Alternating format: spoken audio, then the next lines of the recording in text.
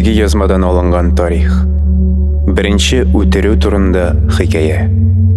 Аллаһы беренче кешеләрне оҗмах бакчасыннан куып чыгарганнан соң, Адәм белән аның хатыны Хаваның улы туган. Һәм Хава аны Кабил дип атаган. Аннары аның Хабил исемле улы туган. Хабил сарык көтүчесе, ә Кабил җир эшкәртүче булган. Кабил Аллаһка җир җимешләрен бүләк иткән, ә Хабил үз көтүеннән иң яхшысын алып килгән.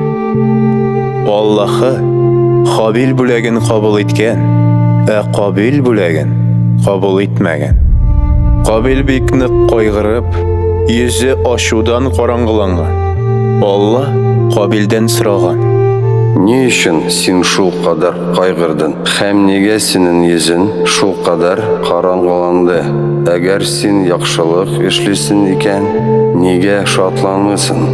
Юк икән, кара, ишек төбендә гөнаһ яшеренгән. Ул сине үз кулына алырга теле, ләкин син аның өстеннән хакимлек итәргә тиеш». Шуннан соң Кабил Хабилне кырга чакырган.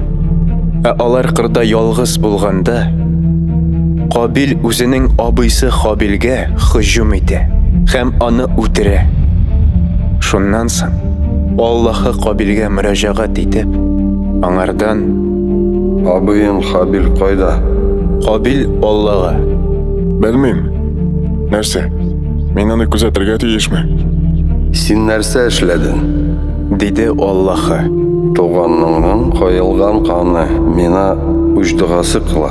Моның өчен син каһәрләнәчәксең. Һәм син кан туккан җирдән куалачаксың. Син җирне күпме генә эшкәрсәң дә, ул сиңа уңыш бирмәячәк. Хәзер син сөргәнче һәм күчмә булачаксың».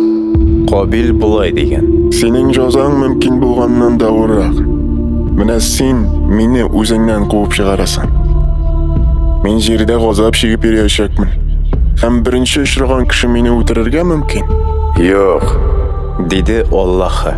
сине үтерүчене мин 7 тапкыр күбрәк җәзалаячакмын». Аллаһы Кабилгә аны һәрбер очраткан кеше үтермәсен өчен махсус билге куйган. Кабил Аллаһыдан читкә китеп, Гадән бакчасыннан көнчыгышка таба Нот исемле җирдә яши башлаган.